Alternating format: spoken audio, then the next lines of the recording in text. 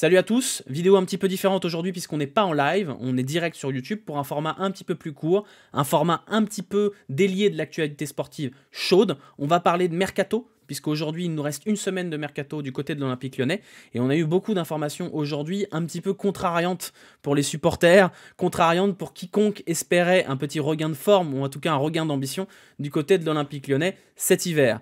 On va faire le point sur toutes les rumeurs qui nous sont parvenues lors des derniers jours, le cas Larouche, Jeffrey Nedalid, Karl Toko Ekambi, Ryan Cherki, Malo Gusto. Vous voyez qu'il y a quand même beaucoup de choses à aborder. Mais d'abord, avant de partir sur cet état des lieux du Mercato lyonnais, on va faire un point sur ce qui a été dit au moment du rachat du club. Vous vous souvenez, John Textor a racheté le club il y a quelques semaines maintenant, avec une injection de cash dans le club à hauteur de 110 millions d'euros. Une augmentation de capital plus un désendettement à hauteur de 50 millions. On nous avait promis une enveloppe pour le Mercato. On avait murmuré des sommes environ de 40 millions d'euros. Il n'en sera rien, hein, puisque visiblement 40 millions d'euros, c'était plus dans les caisses de l'OL que à sortir sur le Mercato. L'Olympique Lyonnais, aujourd'hui, au moment où je vous parle, a enregistré une recrue, Dejan Lovren, en défense centrale, ce qui est déjà pas mal, mais pour un montant pas dévoilé, mais qui ne doit pas être énorme. Et aucun départ, alors que l'enjeu principal de l'Olympique Lyonnais sur ce Mercato, c'est quand même de dégraisser et de se débarrasser d'un certain nombre de poids morts. Il y a eu beaucoup de rumeurs, on va faire le point ensuite, mais pour l'instant, au moment où je vous parle, il y a un certain nombre de transferts qui sont annoncés imminents, mais rien n'a été produit d'ici là. Peut-être qu'au moment où vous verrez cette vidéo, Karl Toko Ekambi sera parti du côté de Rennes ou Jeffrey Nedalid du côté de Séville. Au moment où je vous parle, c'est pas le cas. Mais ça ne change rien à l'analyse globale, ce qu'on va faire de ce marché des transferts. Le point, pour l'instant, sur toutes les rumeurs, on va faire un espèce d'inventaire. Vous allez avoir les articles de presse qui vont s'afficher du côté droit de votre écran, normalement.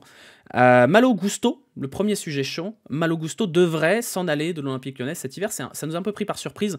On connaissait la situation de Malo Gusto, qui était un peu problématique, puisqu'il lui restait 1 an et demi de contrat. Malo Gusto, qui a 19 ans et seulement 1 an et demi de contrat. On savait qu'il était observé par un certain nombre de clubs. Il semblerait que Malo Gusto soit parti pour s'en aller du côté de Chelsea pour un montant relativement décevant mais logique, d'une vingtaine, d'une trentaine de millions d'euros.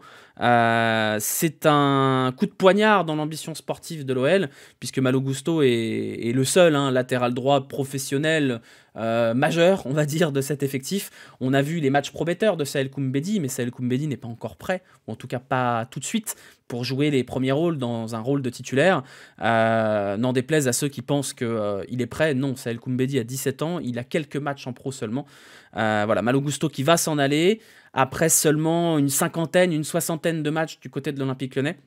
C'est un nouveau pas en arrière sur l'ambition sportive de ce club. Fut un temps où les jeunes pépites de l'Olympique Lyonnais avaient le temps de devenir trop forts pour l'Olympique Lyonnais et devaient s'en aller par constat de niveau trop élevé. Je vous rappelle Lacazette, Benzema, Umtiti qui sont partis au sommet de leur art. Aujourd'hui, on n'attend même pas que les joueurs soient au plein potentiel pour les vendre. Dès qu'il y a une offre, c'est par-dessus bord. L'Olympique Lyonnais qui devient vraiment une braderie, voilà, tout doit disparaître, tout le monde est en vente. Forcément, à partir de là, le projet sportif en prend un petit coup. Voilà, donc on dit au revoir à Malo Gusto, trop tôt, beaucoup trop tôt, on n'a même pas le temps de profiter de nos pépites, même pas le temps de gommer les défauts, puisque Malo Gusto n'est pas encore un joueur totalement fini. C'est dommage qu'il aille s'accomplir du côté de Chelsea, même si c'est totalement compréhensible qu'il aille trouver un projet sportif un peu plus cohérent que celui de l'Olympique Lyonnais. Du côté des rumeurs de départ, nous avons celle de Jeffrey Nedalid, qui était annoncé du côté de Séville. Jeffrey Nedalid s'est envolé pour Séville. Jeffrey Nedalid a passé sa visite médicale à Séville et là a raté. Au moment où je vous parle, c'est toujours en cours. Ce n'est pas encore une certitude que Jeffrey Nedalid ne signera pas à Séville, mais on nous a annoncé, et par l'intermédiaire de Hugo Guillemets de l'équipe, que je salue, que Jeffrey Nedalid n'avait pas eu des problèmes de blessure, mais un problème de rythme. Il n'a pas été retenu par Séville pour des problèmes de rythme. C'est que ça en dit quand même long que quelqu'un qui rate une visite médicale pour problème de rythme soit resté si longtemps dans la hiérarchie devant des petits jeunes comme Mohamed El Arouche, on en parlera après, ou Ryan Cherki. Deuxième sujet chaud, Toko Ekambi, qui est annoncé de plus en plus pressamment du côté de Rennes pour un prêt sec sans option d'achat de 6 mois. Il viendra donc très logiquement compenser la longue blessure de Martin Terrier, dont on souhaite le rétablissement le plus rapidement possible. On est plus du côté d'un service rendu, un nouveau service rendu du côté de la direction de l'OL à Rennes. Je vous rappelle que cet été, on nous annonçait Signali Diomandé sur le départ pour 7 millions. On n'avait pas trop compris l'intérêt de vendre Signali Diomandé au Stade Rennais. Là, on est sur un service rendu, puisque Karl Toko Ekambi, il ne lui restera qu'un an de contrat cet été. Donc s'il part en prêt et qu'il revient cet été, on ne voit pas trop ce qu'on peut en faire. Karl Toko Ekambi qui va aller sur ses 31 ans. Point d'interrogation sur ce service rendu à un soi-disant concurrent, même s'il ne l'est plus vraiment pour les places européennes. C'est une bonne nouvelle dans l'absolu pour Karl Toko Ekambi, comme pour probablement le collectif lyonnais, que Karl Toko Ekambi s'en aille du côté de Rennes. Peut-être qu'il ira s'épanouir, et je n'ai aucun doute sur le fait qu'il s'épanouisse pleinement là-bas. Maintenant, un prêt sec sans option d'achat, bon, quel intérêt sportif, quel intérêt financier pour l'OL là-dessus? Point d'interrogation. Peut-être aurait-il été plus judicieux de l'envoyer du côté du Celta Vigo, mais semble-t-il que le Celta Vigo ne propose pas autant d'argent que Rennes. Voilà, Toko Ekambi, la fin de l'histoire se précise, mais on est encore sur un joueur qui devrait revenir du côté de l'Olympique Lyonnais cet été, dans la même situation d'échec que précédemment. Autre joueur en échec à l'Olympique Lyonnais, Romain Fèvre. Romain Fèvre, pétard mouillé terrible pendant un an. Romain Fèvre qui a décidé qu'il ne voulait plus jouer pour l'Olympique Lyonnais, comme quoi les problèmes d'attitude, ce n'était pas qu'à Brest. Laurent Blanc comptait plus ou moins sur lui, en tout cas le réintégrer. Lui ne veut plus jouer pour l'Olympique Lyonnais. Il est pressenti du côté du FC Lorient. Le FC Lorient qui a proposé une prise en charge totale du salaire, mais un prêt gratuit. Évidemment, on ronfle, puisque le FC Lorient vient de vendre Ouattara à 28 millions et va probablement vendre Terem Moffi du côté de Nice pour une somme rondelette également. Le FC Lorient ne peut pas trop nous faire croire qu'ils n'ont pas l'argent pour faire un prêt payant de Romain Fèvre. Mais là également, on est sur un prêt sans option d'achat obligatoire et donc un joueur qui va également revenir à Lyon du côté de cet été. Au rayon des poids morts, on peut citer Oussem Aouar et Moussa Dembélé. Oussem Aouar, aucun prétendant. Oussem Aouar qui partira malheureusement par la toute petite porte. Lui qui a emmené l'OL tellement haut, qui a eu un niveau tellement beau à un moment donné, qui va partir dans un quasi-anonymat, dans un club probablement pas du standing qu'il aurait pu espérer. On est sur une fin d'histoire un peu tristounette pour Oussem Aouar. Et du côté de Moussa Dembélé, Everton était intéressé. Moussa Dembélé a choisi de ne pas aller jouer le maintien avec Everton. Il préfère le jouer avec l'Olympique Lyonnais, ou en tout cas ne pas le jouer avec l'Olympique Lyonnais. Pareil, petite déception pour Moussa Dembélé qui va partir par la toute petite porte et dont je doute qu'il aura des propositions aussi intéressantes que l'été dernier où lui a choisi sciemment d'aller au bout de son contrat pour signer libre ailleurs. Voilà, donc on est sur deux poids morts qui eux ne quitteront pas l'Olympique Lyonnais cet hiver mais ne serviront pas à grand chose dans la planification sportive des prochaines années de l'Olympique Lyonnais. Nous avions le sujet El Arouche qui est semble-t-il clos, des rumeurs de départ insistantes du côté de Mohamed El Arouche qui était courtisé par Nice et par l'Olympique de Marseille. C'était un vrai intérêt. Mohamed El Arouche, lui, voulait rester à l'Olympique Lyonnais dans la mesure du possible, mais vu ce qu'on lui propose à l'Olympique Lyonnais, on peut aisément comprendre qu'il ait commencé à avoir des envies d'ailleurs. Mohamed El Arouche, pour rappel, a bientôt 19 ans, je veux dire, c'est pas un bébé, il n'a pas 16 ans, il a bientôt 19 ans. Mohamed El Arouche a tout explosé en Youth League, Mohamed El Arouche a tout explosé en National 2, et il a tout pété lors de la prépa. C'est un des joueurs également qui montre beaucoup de belles choses à l'entraînement, et Mohamed El Arouche, à défaut d'avoir une seule petite minute sur un terrain de Ligue 1 cette saison, n'a même pas le droit de s'entraîner avec les pros. Donc on peut aisément comprendre que Mohamed El Arouche soit frustré de ne pas avoir sa chance, surtout quand on voit le niveau de ceux qui occupent son poste aujourd'hui dans l'effectif, et je vous parle même pas du banc, je vous parle des titulaires. Mohamed El Arouche qui semble-t-il devrait rester à l'Olympique Lyonnais, on a eu droit à un petit communiqué. Bravo l'Olympique Lyonnais qui est le seul club au monde à faire des communiqués sur des rumeurs de transfert. Voilà, un communiqué qui devrait normalement faire bouger un certain nombre de choses. Je pense que El Arouche a dû être rassuré par les rumeurs de départ de Fèvre et de Jeffrey Nedalid. Il reste une semaine de mercato et pour l'instant il n'y a toujours pas de place pour El Arouche dans l'effectif. Voilà du côté de Mohamed El Arouche. On a également... Et on va terminer sur ça au niveau de l'état des lieux, les rumeurs de départ de Ryan Cherki. Ça nous a un peu tous pris de court et je vous invite à être prudent là-dessus. Ça sort un petit peu de nulle part et comme par hasard, ça tombe pile au moment où Malo Gusto est sur le point d'être vendu. Ryan Cherki qui, selon une information du Parisien, serait courtisé par le Paris Saint-Germain à hauteur de 10 à 15 millions d'euros. Un intérêt dont lequel on ne doute pas vraiment, mais... qui interroge dans le sens où Ryan Cherki, c'est pas trop le moment pour lui de s'en aller, il vient juste de s'imposer dans le 11 de départ, il a encore beaucoup de choses à prouver, et c'est pas sûr que s'il arrive au PSG, il jouerait beaucoup, on voit que Ekitike ronge son frein là-bas, et du côté de Lyonnais, si déjà il y a une vente de Malo Gusto, difficile de croire à une vente de Cherki, on nous annonce le dossier comme compliqué, encore heureux, Mais ce serait un coup de poignard terrible que de voir l'Olympique Lyonnais céder à la première offre pour Ryan Cherki, alors même qu'il commence tout doucement à s'imposer comme le leader technique de cette équipe. Moi, à titre personnel, j'y crois pas trop et je trouve le temps de réaction de Jean-Michel Aulas sur cette affaire extrêmement rapide, ce qui me laisse à penser à la théorie du complot, comme quoi on essayerait de nous jouer de la flûte en faisant croire à un intérêt du PSG, mais vous comprenez, on est très fort, on a réussi à garder Ryan Cherki pour nous faire oublier qu'on a vendu Malo Gusto, alors que l'Olympique Lyonnais n'a pas, semble-t-il, besoin immédiatement de vendre Malo Gusto. Voilà, donc je suis très dubitatif sur cette rumeur et très méfiant. Je ne pense pas que Ryan Cherki partira cet hiver. Toujours est-il que le problème est réel avec Ryan Cherki. Il ne reste qu'1 an et demi de contrat à Ryan et arrivera cet été un Ryan Cherki avec 1 an de contrat seulement.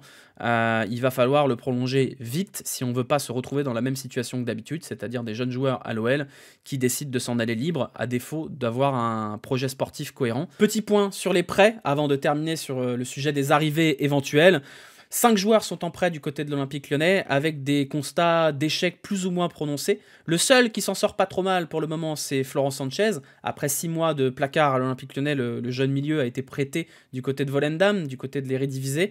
Ça a l'air d'aller, il s'éclate, il était titulaire 3 fois d'affilée.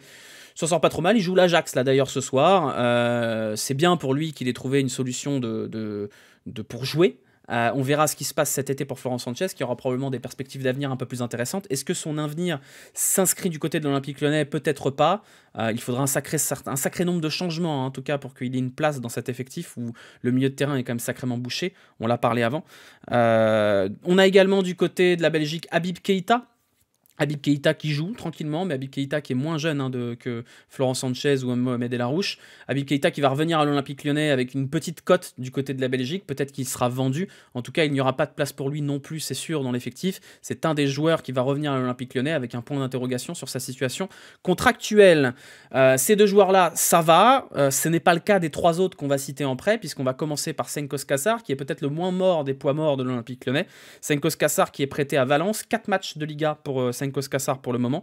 Senkos Kassar qui va revenir cet été à 22 ans avec 2 ans de contrat. On ne sait pas trop ce qu'on pourra en faire. Peut-être une petite cote en termes de valeur marchande, mais point d'interrogation quand même pour Senkos Kassar. Mais ce n'est rien à côté des 2 noms que je vous prépare, puisque je vais vous parler de Youssouf Koné et Tino Kadewere. Ces 2 joueurs-là ont 27 ans. Ces 2 joueurs-là ont un contrat qui court jusqu'en 2024 et vont revenir à l'Olympique Lyonnais cet été avec une étiquette de poids mort très mort. Tino Kadewere, c'est 65 minutes en Liga et quelques matchs de coupe. C'est un échec cuisant. Alors, il n'a pas été épargné par les blessures, mais c'est un échec cuisant du côté de Majorque. Tino Kadewere, je vous rappelle qu'il a coûté 14 millions quand même, la même année où Amine Gouiri s'en est allé pour 6 millions du côté de Nice. Voilà, bravo Florian Maurice, hein, merci pour le travail.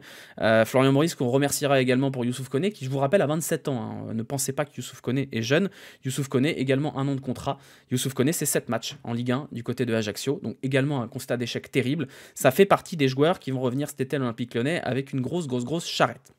Voilà pour le constat global. Du côté des arrivées, nous avions une seule piste, c'était Joao Gomes, milieu de Flamengo, que pas grand monde a déjà vu jouer. Pourquoi recruter un milieu brésilien quand on a déjà un milieu de terrain très fourni avec des prospects intéressants? Pourquoi bloquer Le Penant? Pourquoi bloquer El Arouche avec un milieu dont on n'a pas forcément besoin? Les besoins de l'OL, ils sont clairs, ce sera remplacer Malo Gusto très vite, ce sera recruter un ailier pour compenser le départ de Toko Ekambi et probablement le non-achat de Tété cet été. Pourquoi recruter Joao Gomes? Pour l'interrogation. Bonne nouvelle, ça n'arrivera pas. Joao Gomes était courtisé par Wolverhampton et il semblerait que Joao Gomes aille du côté de Wolverhampton. Bruno Chéroux s'est déplacé pour convaincre le joueur. Attention, ça ne rigole plus. Bruno Chéroux n'a pas réussi à convaincre le joueur. Bizarrement, on a l'impression que Bruno Chéroux a moins de force de persuasion auprès des joueurs brésiliens que notre regretté directeur sportif responsable à lui tout seul de la chute de l'Olympique Lyonnais, comme tout le monde le sait. John Textor lui-même s'est déplacé pour essayer de convaincre Joao Gomes. Ça n'a pas fonctionné non plus. Donc Joao Gomes ne viendra très probablement pas à l'Olympique Lyonnais. Est-ce que c'est une mauvaise nouvelle? Je ne sais pas. Je n'ai jamais vu jouer Joao Gomes. Je ne sais pas ce qu'il vaut. En tout cas, c'est encore un dossier et l'OL est allé se casser les dents sur un joueur qui n'avait soit pas la possibilité de venir, soit pas vraiment l'envie de venir. Rappelez-vous Azmoun, rappelez-vous Onana. Quand est-ce que l'Olympique Lyonnais se mettra sur des dossiers de joueurs qui ont envie d'être là et qui ne traiteront pas forcément le club comme un tremplin vers des cieux plus intéressants? Voilà, pour résumer la situation de l'OL sur le mercato, faire un grand résumé global en 1 minute. Malo Gusto va s'en aller, va laisser un trou béant du côté droit de la défense, qu'il va nécessairement falloir combler car Saïd Koumbedi ne pourra pas faire l'intégralité de la saison. Donc voilà, c'est une vente qui va rapporter de l'argent à l'Olympique Lyonnais, mais il va falloir en sortir pour compenser. Donc est-ce que le calcul est bon? À mon sens, non. Et le vrai problème de l'Olympique Lyonnais, c'est qu'il y aura des poids morts qui vont partir pour 6 mois, mais qui vont très probablement revenir cet été la queue entre les jambes.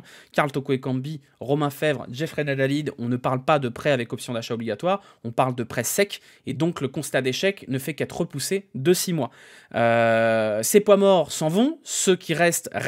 Oussem Aouar et Moussa Dembélé ne partiront pas cet été. Ça fait quand même 5 joueurs. 5 joueurs qui sont sur un constat d'échec, 3 qui vont revenir cet été, 2 qui seront partis cet été, et des joueurs qui vont revenir de près. Si vous faites l'inventaire des joueurs qui vont être cet été dans l'effectif de l'Olympique Lyonnais avec un avenir plus ou moins incertain, on peut citer Kadewere, Koné, Oscar Sarr, Jeffrey Nadalid, Karl Toko Ekambi, Romain Fèvre. C'est 6 joueurs dont on ne sait pas trop ce qu'on va pouvoir faire. Vous pouvez rajouter à ça Thiago Mendes qui erre un petit peu dans ce projet sportif. Ça nous fait quand même 7 joueurs dont idéalement l'Olympique Lyonnais devrait se débarrasser, mais n'y arrive pas. Et on revient toujours au même constat qui est la planification sportive.